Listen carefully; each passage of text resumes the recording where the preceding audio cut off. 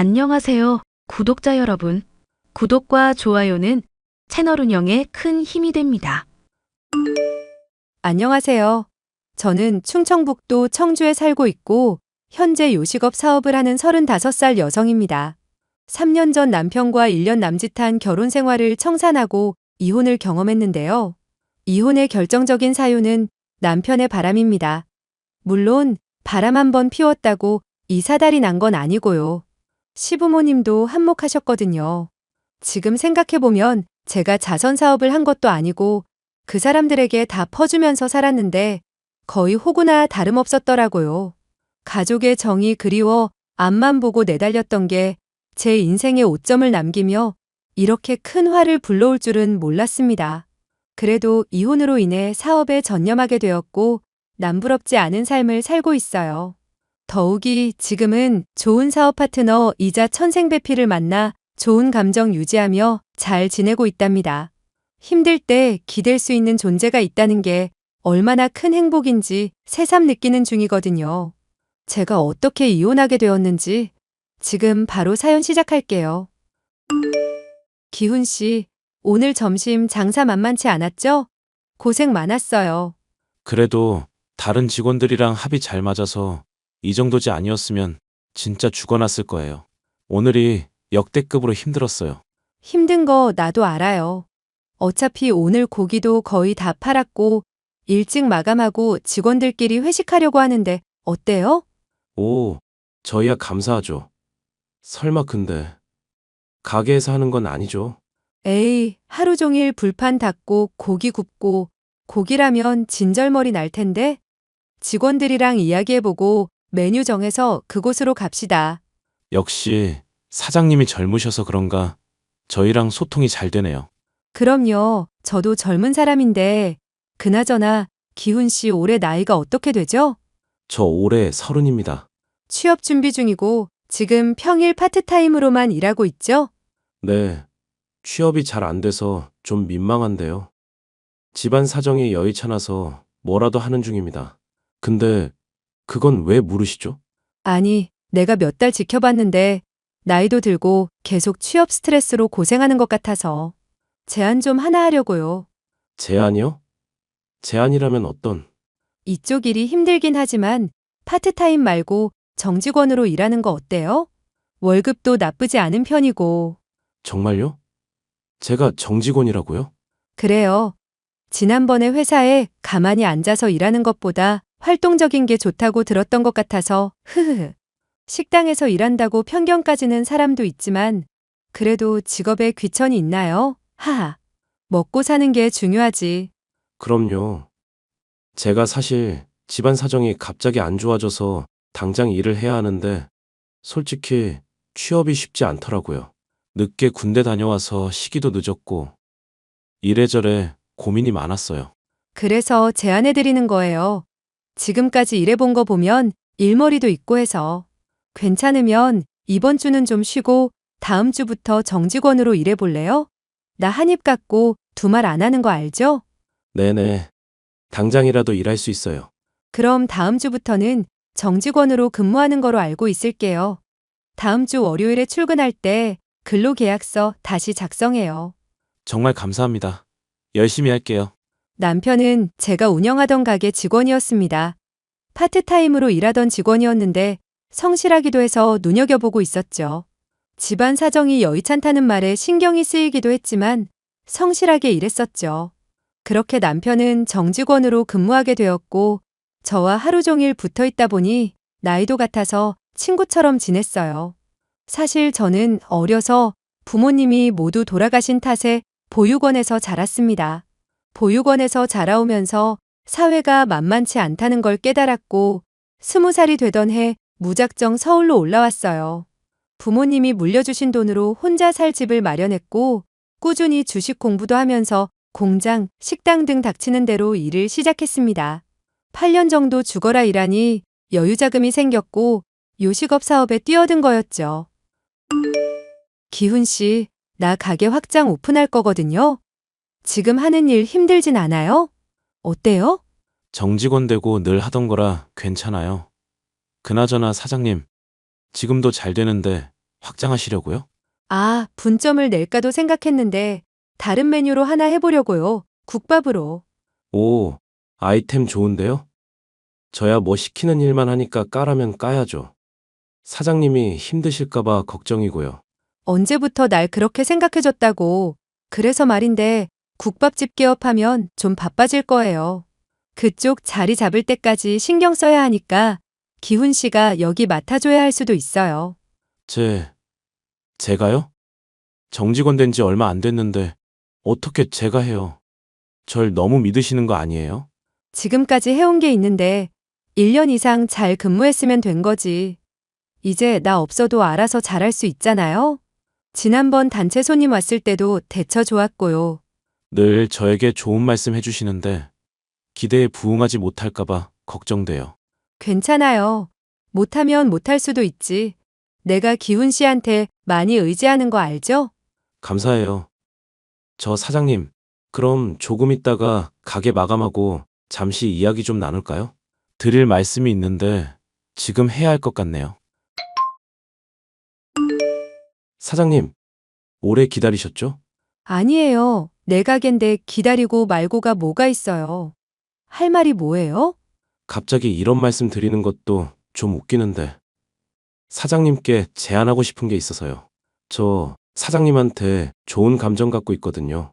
네? 갑자기 그게 무슨 소리예요? 당황스러우신 거 알아요. 제 입장에서 사장님한테 갑자기 고백하는 것도 웃기는데 지금 아니면 안 될 것 같아서요. 사장님이 저 많이 봐오셨듯이 처음엔 저도 감사한 마음이 컸는데 저도 모르게 사장님 좋아하고 있더라고요. 조금 진지한 이야기네요. 당장 저랑 만나달라는 이야기는 아니에요. 그냥 절 어떻게 생각하시나 그게 궁금해요. 평범한 직원 그 이상이 아니라면 제가 앞으로 조심하겠습니다. 나도 기훈 씨 좋아요. 그 나이에 맞지 않게 성실하고 착하고 성격 좋고 현실에 안주하지 않고 매사 열심히 일하는 게 마음에 들죠. 그리고 나 빈말하는 사람 아닌 거 알죠? 기훈 씨한테 많이 의지하고 있다고 했잖아요. 그걸로 내 대답이 되겠어요? 그럼 부끄럽긴 한데 서로 조금씩 알아가면 되지 않을까요? 유치하게 오늘부터 일일 이런 거 하지 말자고요. 감사합니다, 사장님. 뭘 또 감사해요. 아무튼 오늘 고생했고 내일 휴무니까 모레 다시 만나요. 남편은 저와 함께 일하면서 저에게 호감을 갖고 있었고 어느 날 대뜸 고백하더라고요. 저도 싫지만은 않았던지라 서로 알아가며 좋은 사이로 지내기로 했습니다. 둘 다 나이도 있고 시간이 지날수록 서로에게 기대기도 하고 투닥투닥 거리기도 하며 사랑하는 마음이 커졌어요. 그렇게 자연스레 결혼 이야기가 나왔고 그때는 이 사람이면 남은 인생같이 살아도 되겠다고 생각했었습니다. 자기야, 지금 말해서 미안한데 나 사실 자기한테 고백할 거 있어. 왜? 뭔데 그렇게 분위기를 잡아? 그래도 결혼 이야기 나왔는데 말은 해야 할 것 같아서. 해봐. 무슨 말인데 그래? 사실 우리 집 형편 안 좋은 거 알잖아? 근데 생각보다 빚이 많아. 사실 학자금 대출만 있는 것도 아니고 부모님 생활비 감당이 안 돼서 마이너스 통장 3천만 원짜리 있거든. 뭐? 마이너스 통장? 그런 거 감당 안 될 건데 왜 그랬어? 우리도 이리저리 생활하다 보니 그렇게 됐어. 그래도 결혼할 사이인데 비밀은 없어야 된다고 해서. 이거 말고 빚이 또 있어? 아버지가 사업 실패하셔서 빚만 4억이 넘어. 지금 살고 있는 집도 전세인데 겨우 구한 거야. 영혼까지 끌어모아서 집 산다는데 우리는 영혼까지 끌어모아서 겨우 전세 구한 거고. 그럼 지금 어머님 아버님은 뭐 하시는데? 아버지는 공사장도 다니시고 설비공 하시고 가끔 주말엔 고깃집에서 숯불 구우시고 엄마는 목욕탕이랑 건물 청소하시고. 휴. 그럼 지금 다달이 생활비 드리고 있는 거야? 그동안 번 돈은? 부모님이 막상 버는 돈이 얼마 안 돼. 나이도 있어서 써주는 곳이 별로 없기도 하고. 그래서 결론은 모아둔 돈도 없다. 이거네? 미안해. 내가 준비가 되어야 하는데 아무리 생각해도 당신한테 미안해서. 그럼 이걸 다 숨기고 결혼하려 했었어? 뒷감당을 어떻게 하려고? 그래서 지금 이렇게 말하는 거야. 나 소심한 거 알잖아.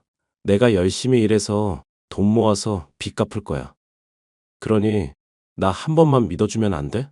결혼 안 하겠다는 말은 하지 말아주라. 결혼하면 당신 빚도 내 빚이 되는 거겠지. 내가 지난번에 사업도 확장할 거라고 이야기했지?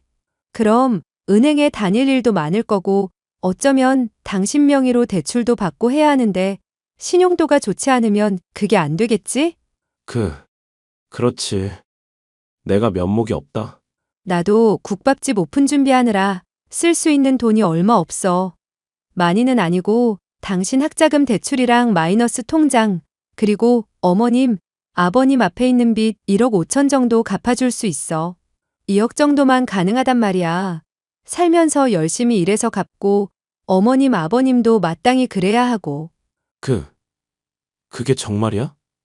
그 많은 돈을 갚아준다고? 당신이 너무 손해 아니야? 내가 손해라는 생각 안 들게 열심히 살면 되지. 당신도 많이 노력해야 할 거고. 그러고 말고 당연히 그래야지. 정말 고마워 자기야. 내가 앞으로 잘할게.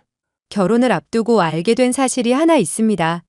시댁의 상황은 생각보다 좋지 않았다는 거였어요. 시아버지가 사업 실패로 전 재산을 날린 데다 지금 살고 있는 집도 반세 칸짜리 빌라인데 어렵사리 아는 사람 통해서 구한 전셋집이었거든요. 남아있는 재산이 전세자금 1억이 전부였던 거죠. 시부모님은 막노동, 건물 청소 일을 하시며 생계를 이어나가셨어요. 남편은 제때 취업하지 못해 저희 가게에서 아르바이트로 일하다 정직원이 된 거였고, 그래도 저에게 가족이라는 울타리가 생기니 그 빚 또한 제가 떠안고 가야 할 부분인 것 같아서 빚 절반 정도를 갚아주었습니다. 그런 저를 시부모님은 딸처럼 대해주셨고 남편도 매일 고맙다며 눈물까지 보이더라고요. 앞으로 잘 살기로 하고 축복 속에 결혼식을 올렸습니다. 어머님, 아버님, 드릴 말씀이 있어요. 뭐냐? 일하는데 바쁘진 않아? 안 그래도 국밥집 2호점 문제로 골치 아파요. 그래서 그런데 어머님, 아버님이 저를 도와주셨으면 해요. 우리가 뭘 도울 수 있단 말이냐?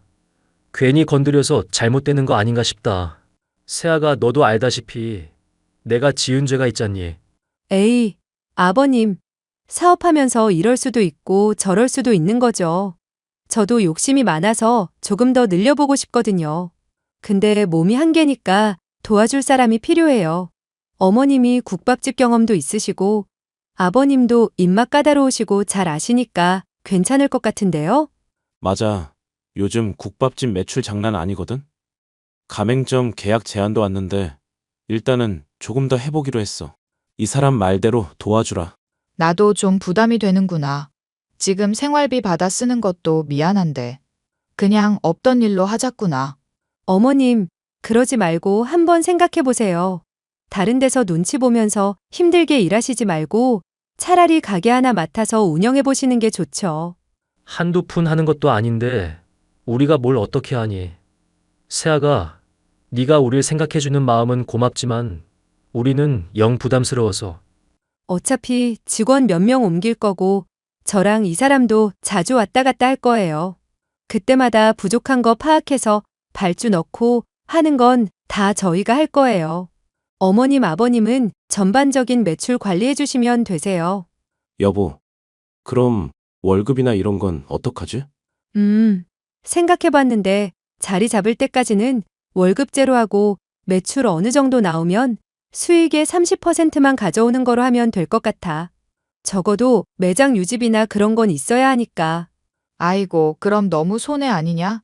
우리야 돈도 벌고 남의 눈치 안 보고 좋다만. 그러게. 세아가 네가 너무 무리하는 거 아닌가 싶다. 가족 사업이라는 게 다 이런 거죠 뭐. 대신에 매출 관리하실 때 정말 꼼꼼하게 해주셔야 해요. 저 지금까지 세금 문제 일으킨 적도 없고. 그래. 당신 꼼꼼한 성격 내가 잘 알지. 우리 엄마도 가계부 쓰셔서 그런 건 걱정하지 마. 나도 신경 쓸 테니까. 그리고 가족 사업이 원래 더 안정적인 거야. 우리도 하나의 기업이 될지 어떻게 알아? 세아가 정말 고맙구나.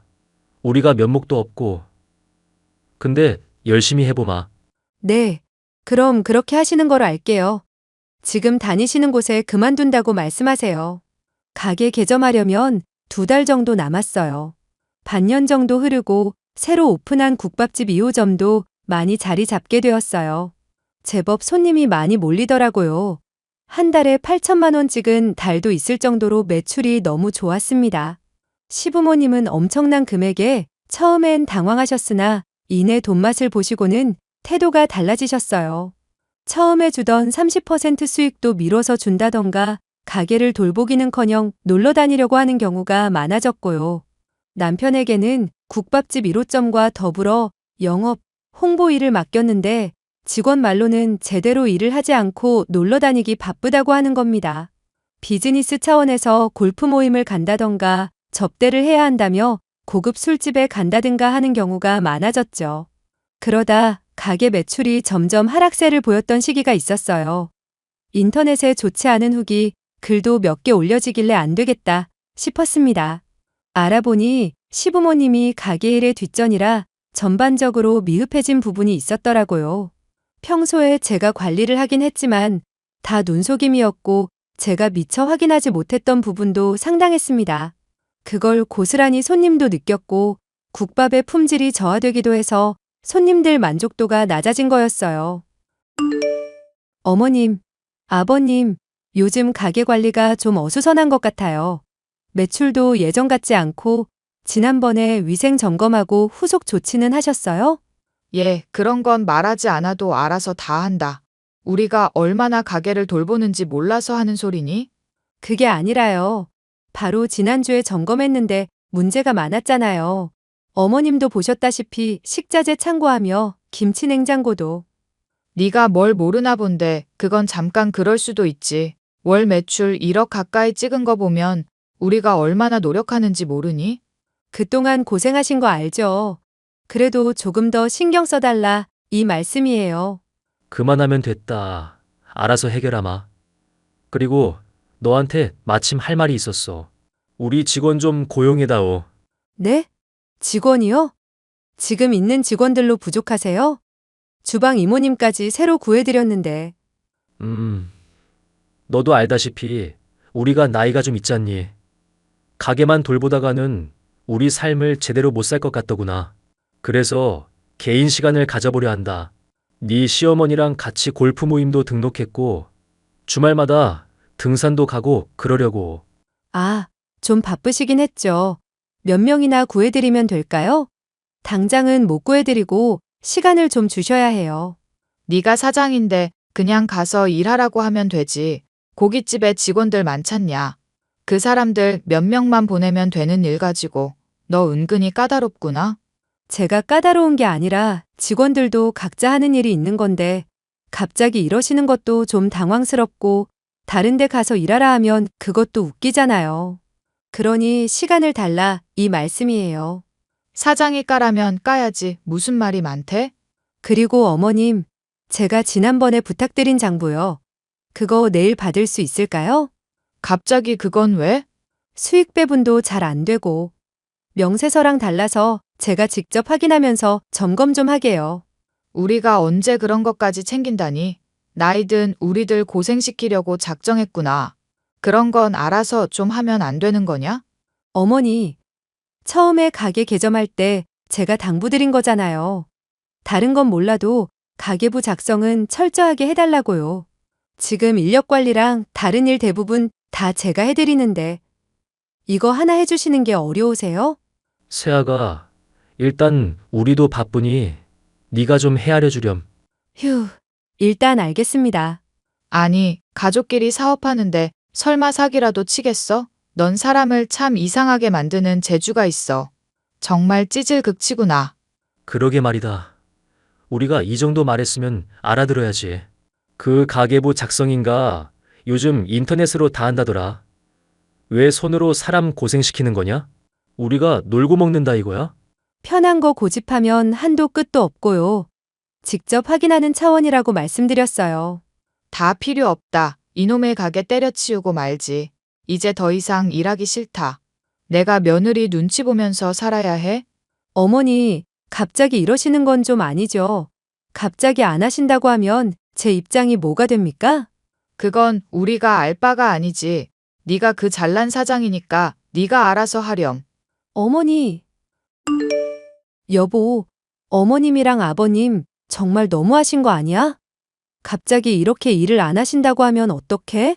안 그래도 연락하려고 했어. 당신 도대체 엄마 아빠한테 뭐라고 한 거야? 뭐라고 했길래 단단히 화가 나신 거냐고. 그새 연락하셨어? 아니, 가게 관리도 엉망으로 하시고 내가 점검 좀 하게 장부 달라고 하니까 그런 거 신경 못 쓴다고 화내시잖아. 난 또 뭐라고. 당신 내가 전부터 말하려고 했는데 아무리 그래도 우리 부모님인데. 유도리 좀 부리면 안 되는 거야? 유도리? 무슨 유도리? 매출 관리하는 데 있어서? 그냥 그날 판매 현황 잘 기록하면 되잖아. 카드면 카드, 현금이면 현금. 그냥 일기처럼 기록만 하면 되는 건데 그게 어려워? 내가 어려운 거 시키는 것도 아니고. 당장 울 부모님께 사과드려. 사장이고 나발이고 며느리잖아. 우리 부모님을 어떻게 갈궜길래. 당신은 어머님, 아버님만 보여? 가게 운영하느라 이리 치이고 저리 치이는 나는? 나는 안 보이냐고. 아, 그러게 그렇게 일 벌리래? 나 골프 치러 왔으니까 나중에 연락해. 야, 지금 골프가 문제야? 당신도 그래. 도대체 가게는 맨날 민경 씨한테 맡기고 어딜 그렇게 싸돌아다니는 거야? 돈은 돈대로 다 가져가고, 일은 다른 직원들이 다 하고, 당신이 도대체 하는 게 뭐야? 지금까지 내가 알던 당신 맞아? 왜 꼬투리 잡고 그러냐? 그리고 어디다 대고 남편한테 야래? 당신 미쳤어? 그래, 미쳤다. 진짜 어이가 없어서 원. 그놈의 골프 모임인지 뭔지 당장 기어들어와. 싫은데? 중요한 모임이다. 괜히 시끄럽게 하지 말고 조용히 있어. 야! 저는 남편과 크게 부부싸움을 하고 말았고, 며칠 동안 냉전 기류가 흐르게 되었습니다. 남편과 시부모님의 행동을 보면 도저히 가게 일에 전념할 사람들이 아니어서 직원을 5명이나 더 구해야 했죠. 저도 직접 홀서빙, 설거지 등을 하며 가게 일을 도왔고 겨우 안정시켜 나갔습니다. 그리고 그 무렵 남편이 바깥으로 활동하는 게 많아졌는데 유독 외근이 잦아졌고 외박도 점점 횟수가 늘었어요. 외근 나갈 일이 은행 업무 보러 가는 것 말고는 없는데 자기 말로는 출장이라며 지방 곳곳을 잘 다니더군요. 여러 의심을 하고 있는데 가게 직원이 잘릴 각오하고 저한테 말해주는 거라며 조심스레 무언가를 보여주더라고요.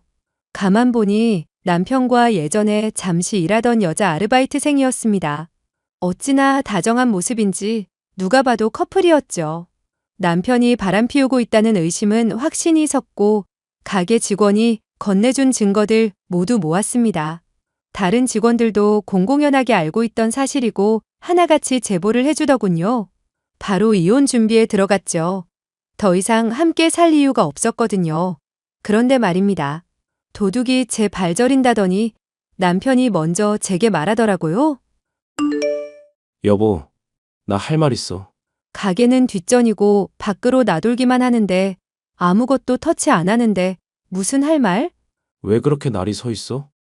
내가 무슨 말을 하려는 줄 알고. 어디 한번 짓거려 보라고. 어차피 의미 없는 말인 거 다 알아. 의미가 없진 않지. 아무튼 여보 미안하게 됐어. 나 사랑하는 사람 생겼거든. 크크크 뭐라고? 사랑하는 사람? 그새 애인이라도 만들었어? 몇 명인데? 그게 중요해? 아무튼 나 지금 만나는 사람 있어. 그러니까 우리 하루라도 빨리 이혼하자. 당신이랑 이혼해야 새 출발하거든. 언제 그 말 하나 했다. 그래, 어떤 년이야? 년이라니 말 조심해. 당신처럼 돈 타령 안 하고 순수하게 날 바라봐주는 사람이야. 아이고, 그러셔? 그래, 이혼하자. 근데 내 전 재산 없어도 사랑해주나 보자. 크크. 그게 무슨 소리야? 내가 너 바람 피우는 거 모를 줄 알았어? 오죽하면 직원들이 나한테 제보를 해주더라? 아무튼 나도 더 이상 너랑 살 자신도 없고 너도 나랑 빨리 이혼하고 싶다니까 그렇게 해줄게. 대신 다 뱉어내고 가야 할 거야. 뭘 뱉어내? 알아듣게 말해. 결혼하면서 갚아준 네 빚, 그리고 내 부모가 가게 운영하면서 등쳐먹은 내 돈. 장부를 나한테 안 주는 이유가 있더라? 그동안 얼마나 많이 헤쳐먹었으면 외제차도 뽑으셨던데? 다. 당신이 잘못 알고 있는 거겠지. 벤츠 그거 빌린 차 아니야? 난 어디 차인지 말도 안 했는데 아는 거 보니까 사실이네?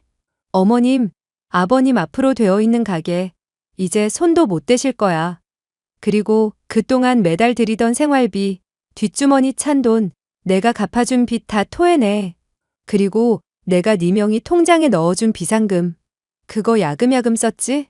내가 모를 줄 알았니? 그것까지 다 토해내. 여보 미안해. 무릎 꿇고 빌게. 한 번만 용서해줘. 우리말로 하자. 응? 대화를 좀 해보자. 대화는 얼어 죽을 대화. 더 이상 너랑 할 말 없으니까 짐 싸서 너 좋다는 년한테 꺼져버려. 아니야. 내가 정말 사랑하는 건 당신이라고. 제발 한 번만 봐줘. 응? 제발. 꺼져 미친 새끼야. 내 눈에 한 번만 더 띄면 가만 안 둔다. 저는 그 길로 이혼 소송을 진행했습니다. 당연히 원만한 이혼이 될 것 같지 않았거든요. 시부모님이 그동안 뒤로 빼돌린 돈만 2억이 넘었습니다. 제가 오픈한 시점부터 최근까지 싹 다 점검했었거든요.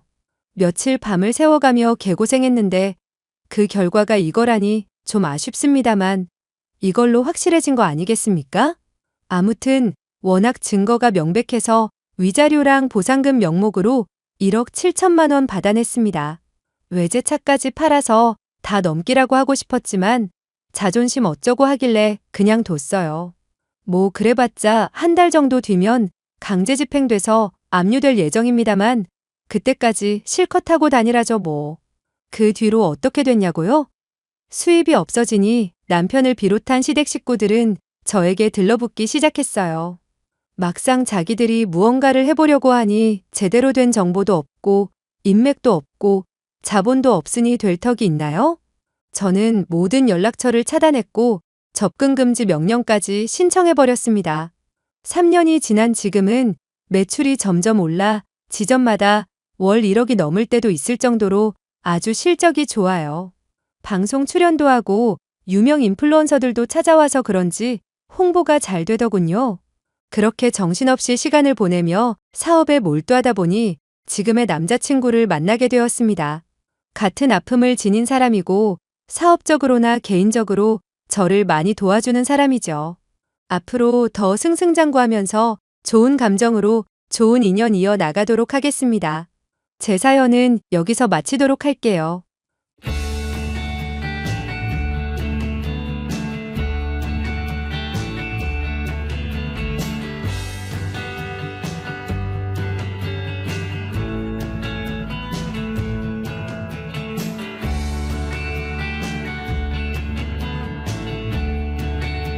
안녕하세요, 구독자 여러분. 구독과 좋아요는 채널 운영에 큰 힘이 됩니다. 안녕하세요. 저는 30대 교사로 초등학교를 다니는 아들과 딸 아이의 엄마이기도 합니다. 아이들에게 부끄럽지 않은 엄마가 되기 위해서 남편과 많이 애쓰고 있지만 주변에서 이런 아이들의 교육에 악영향을 미치는 사람들을 종종 만나고는 하는데요. 제 시누이 또한 제가 마주치기 싫어하는 사람으로 허영과 교만이 하늘을 찌르는 사람이었습니다. 늘 저를 무시하던 시누이가 최근에 제게 어떻게 박살나게 됐는지 통쾌한 과정에 대해서 얘기를 해볼까 합니다. 시누이는 제가 남편과 결혼을 할 때부터 이상한 사람이라는 느낌을 확 받을 수 있었는데요. 동생이 결혼을 해서 다행이네. 이제 집안의 대를 이어줄 사람이 생겨서 다행이니까. 앞으로 잘 부탁해, 옳게. 네, 형님. 저야말로 너무 잘 부탁드려요. 그런데 마음에 걸리는 게 한 가지 있던데. 결혼식장을 되게 조촐하게 잡았더라? 직업이 고등학교 교사라고 그랬었던가? 그럼 사회적 지위도 있는데 적당히 쓰는 게 어땠을까? 남편이나 저나 조촐하게 식 치르자고 얘기가 나온 상황이었어서요. 형님께서 신경 써주신 건 감사하지만 저희나 다른 분들도 다 결혼식 만족하셨고요. 내가 마음에 안 들어서 그래. 하나뿐인 동생 결혼하는데 뭔가 날림으로 한 것 같아서 기분이 안 좋다고. 내 친구들도 결혼식 참여한 애들 꽤 되는데 여기에는 내 사회적 지위도 걸려 있다고. 알아? 죄송하지만 지금 무슨 말씀을 하시는지 모르겠는데요. 올케 입장에서야 그냥 싼값에 가성비로 결혼식 치렀다고 만족할 수 있겠지. 하지만 내 입장에서는 이렇게 싸구려로 결혼한 동생과 올케가 있으면 마음에 걸린다고. 내 남편이 큰 골프장 운영하는 사업가인데 VIP들이 이 얘기 들으면 어떻게 생각하겠어? 그러니까 내가 남편한테 말해서 돈 보태준다고 할 때 받지 그랬어. 저는 남편한테 딱히 그런 얘기 못 들었네요. 아, 그래? 그럼 정우가 말을 안 했던 거구나. 내가 올케 결혼할 때 1억 정도 보태주려고 얘기 꺼내니까 아주 질색을 하더라고. 그런데 사실 형님께서 그렇게 말씀하신 거 감사한 일이지만 저도 아마 거절은 했을 것 같아요. 조촐하게 치르기로 했고 저희 분수에 맞게끔 쓰자고 생각을 하고 있었거든요.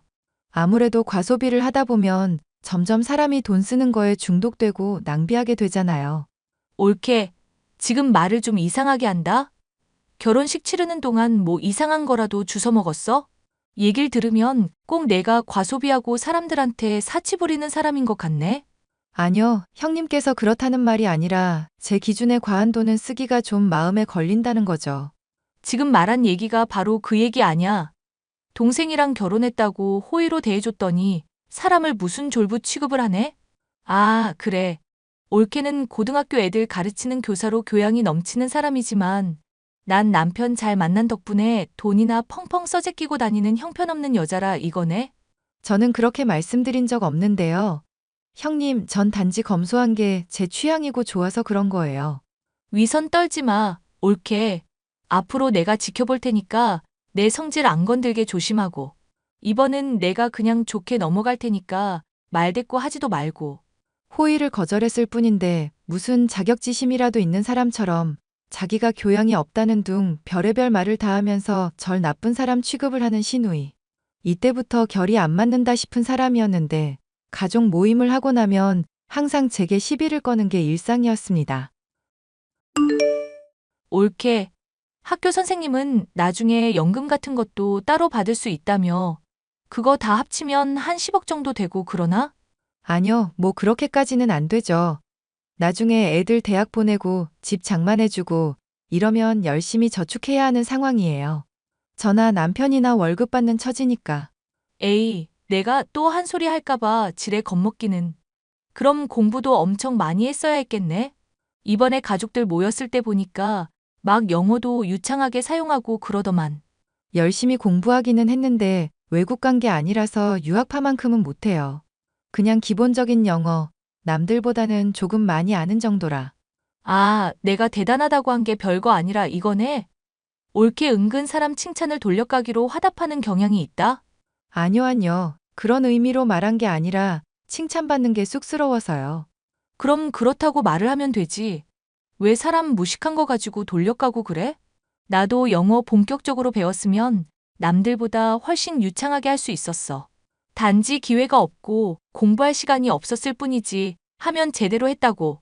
네, 알죠. 형님이 영어뿐만 아니라 다른 공부도 하려고 마음먹으면 잘하실 거. 입에 발린 소리 하지 마. 올케가 언제 내 공부 실력 테스트한 적이라도 있어? 무슨 애들 가르치듯이 오냐오냐 하면서 동기부여하는 거 나한테는 안 통해. 그런 의도로 말씀드린 건 아니었어요. 그냥 남편한테 형님이 재주가 이것저것 많다고 들었거든요. 예전에 포토샵 같은 것도 다루시고 가족 공예 이런 것도 배우면서 손재주가 참 좋다고 들었거든요. 원래 손재주 좋은 사람은 머리도 좋잖아요. 올케도 머리 좋았을 텐데 왜 선생님 일을 했어? 돈 많이 못 벌고 애들 가르치느라 힘든 직업 아냐? 네, 그건 그렇긴 한데 애들 가르치는 게 좋아서요. 돈 많이 들어오는 직업 하면서 많이 벌어두는 게 낫지 않아? 어차피 졸업하면 뭐 쓸모 있는 것도 아니고 두고두고 만나는 것도 아닌데. 아니요, 저는 지금 직업에 만족하는데요. 그게 바로 헛똑똑이라는 거야. 머리에 먹물은 많이 들었는데 효율적으로 못 쓰는 거지. 막말로 같은 시간 들여서 좋은 머리로 공부를 했음 내 남편처럼 사업을 해야 할 거 아냐. 그러면 돈도 많이 벌고 애들한테 존경도 받고 그랬을 텐데. 저도 졸업한 학생들이 종종 찾아와서 인사드리고 가는데요. 죄송하지만 사업이나 애들 가르치는 일이나 돈을 놓고만 비교하는 건 아닌 것 같아요. 제 일에 저는 나름대로 긍지도 있고요. 그래. 나도 꽉 막힌 올케한테 괜히 좋은 얘기 들려주고 싶지 않네. 인생 스스로 힘들게 살겠다는데 내가 뭐 어쩌겠어? 이런 식으로 평소에 제 직업을 은근히 비하하고 학생들한테 열심히 가르쳐봐야 뭐 하겠냐는 등 모든 일과 노력을 돈으로만 따지는 사람이 제 시누이였습니다. 남편도 이런 시누이를 지긋지긋하다며 결혼식 지원을 도움받았으면 그걸로 두고두고 우려먹었을 거라고 하더군요. 이렇게 사람 지긋지긋하게 하고 힘들게 하는 성격에 질린 건 저와 남편만이 아니었습니다. 얼마 지나지 않아 시누이와 아주버님이 이혼을 했다는 소식을 들을 수 있었죠. 이혼하는 거 말리려고 가족들하고 다 같이 방문했었다며. 그래도 여전히 이혼하겠다고 고집 부리신 거야, 아주버님? 누나가 완전 울고불고 매달리는데 소용이 없더라. 나도 매형 그간 고생해온 거 지켜봐 왔으니까 뭐 말릴 생각도 안 들었고. 아주버님이 뭐 어떻게 고생했었는데? 한 달에 몇백씩 생활비하라고 갖다 주면 그거 홀랑 다 써버리고 신용카드 돌려막기하고 명품 가방이며 비싼 외식이며 즐기면서 돈만 써댔다더라. 매형은 누나가 나름대로 투자도 하고 관리도 하는 줄 알았는데 결혼 생활 내내 모은 돈이 하나도 없었대. 그거 듣고 기가 막혀서 돈 어디다 썼냐고 하니까 누나가 돈 쥐꼬리만큼 벌어주는 주제에 왜 잘난 척하냐면서 친구들 중에 의사 남편 있는 사람이랑 막 비교질했다더라고. 아주버님도 화나실만 했겠네.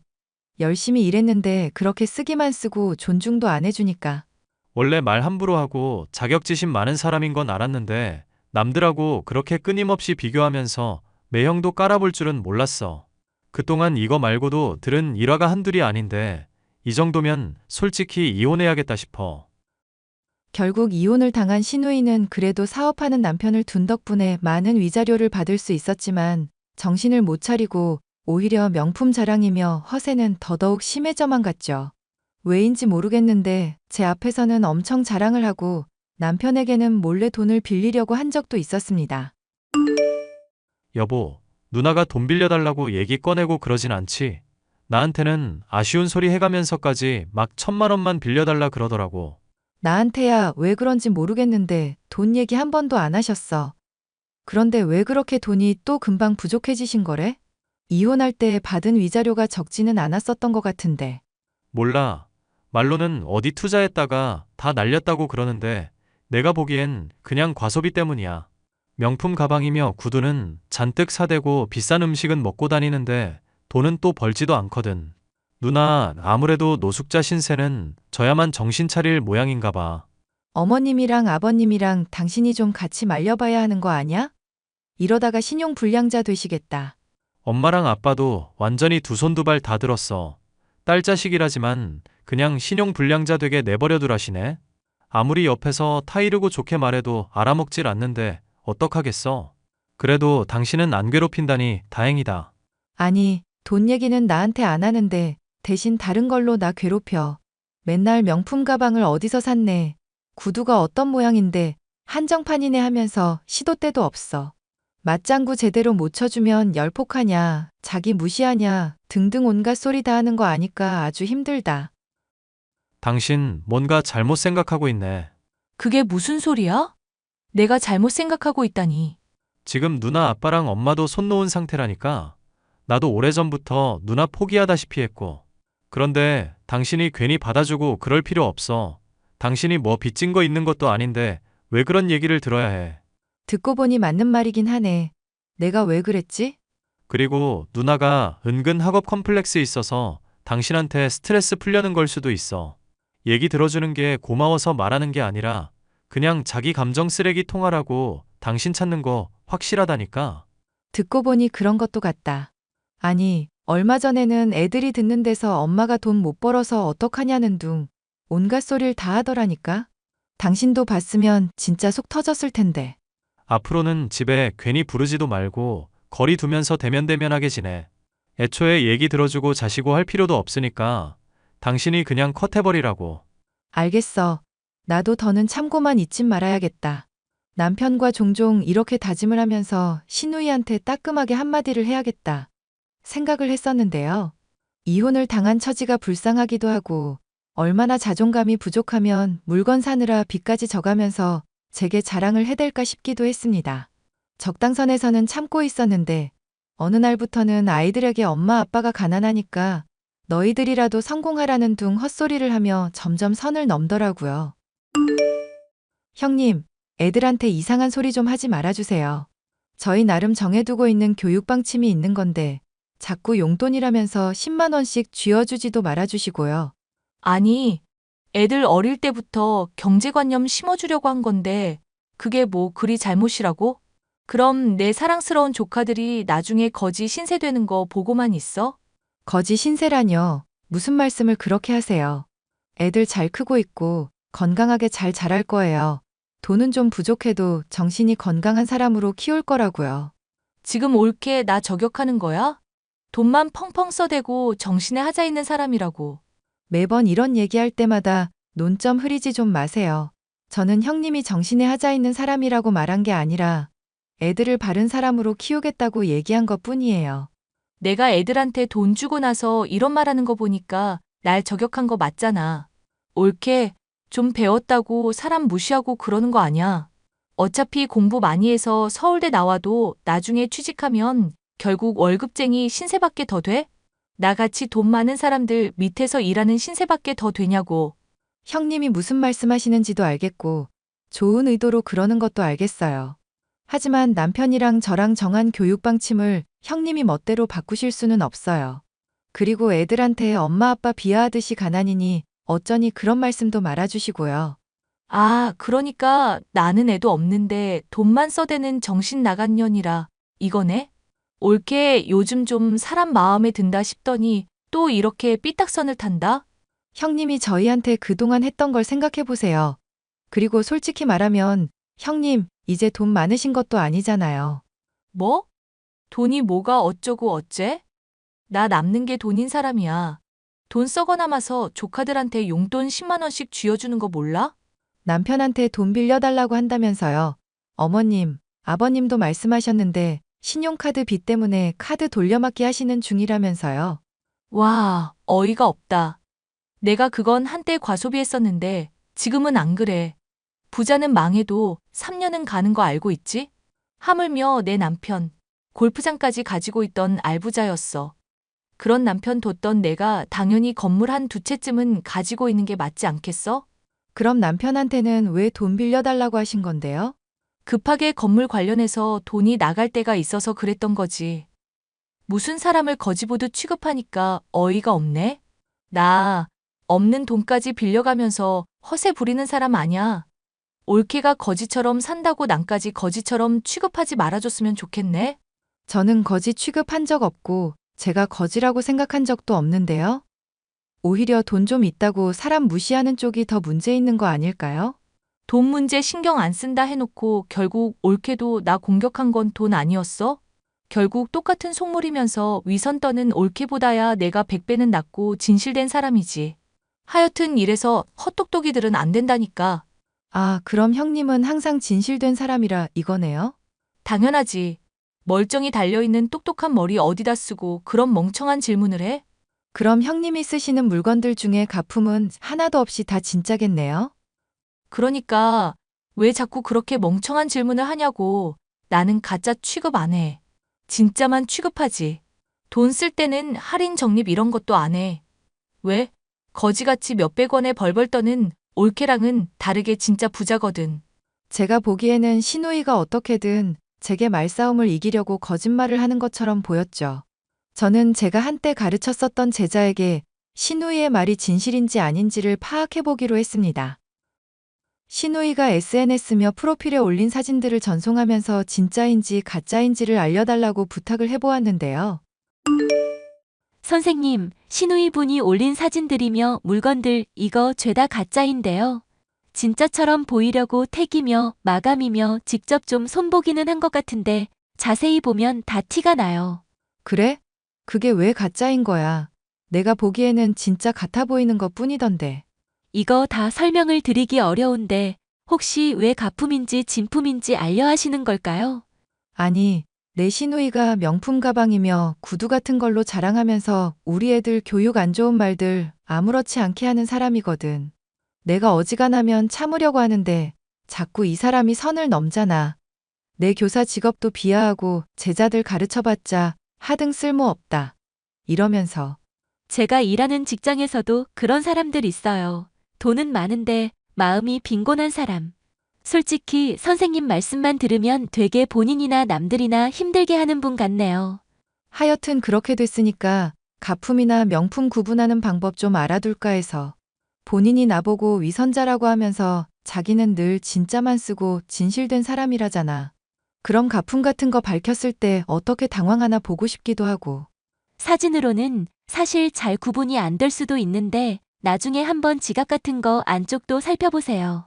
필기체 흐릿하게 되어 있거나 각인 같은 거 없으면 가품이거든요. 그리고 코드 같은 것도 이상한 번호 나열되어 있는지 확인해 보시고요. 내가 그런 거 다 알아볼 수 있을까? 구분 힘든 것도 있기는 한데 워낙 가품들이 많아서 이 중에 몇 개만 밝혀도 할 말 없게 만드실 수 있겠네요. 저는 결국 제자에게 부탁해 가품을 구별하는 방법을 익혔고 시누이의 집에 놀러 갔을 때 물건들 대부분이 가짜라는 것도 알 수 있었습니다. 제게는 엄청 돈이 많은 것처럼 굴어놓고 집에 있는 물건들 중에 가짜가 아닌 게 없을 정도로 궁하다는 게 한심하면서도 안쓰럽기도 했죠. 하지만 이런 사람이 제 아이들에게까지 이상한 가치관을 주입하며 악영향을 미치는 걸 더는 보고 있을 수만은 없었습니다. 올케, 이거 봐. 이번 이태리 가서 명품 좀 뽑았어. 올케는 이런 거 구경도 못 해봤지? 하긴 여행 가는 것도 간당간당한 교사니까 뭐 명품 가방은 쓰지도 못하겠다. 솔직히 말씀드려도 될까요? 그런 건 저도 안 가져요. 으이구, 또 허세 부린다.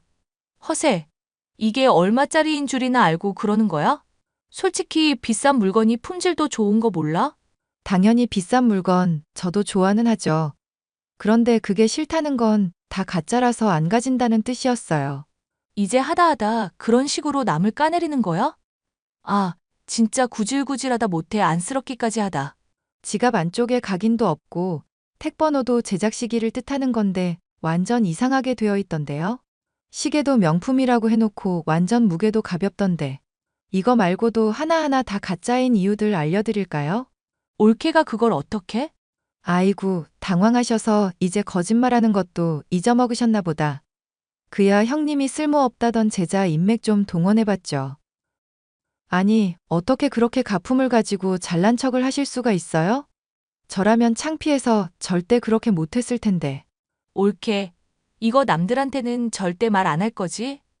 내 사회적 지위도 있는데 제발 부탁 좀 할게. 응? 죄송하지만 그렇게 명품 사들이는 척하면서 남들한테 돈 뜯어내고 이런 걸 보고 사기라고 그래요.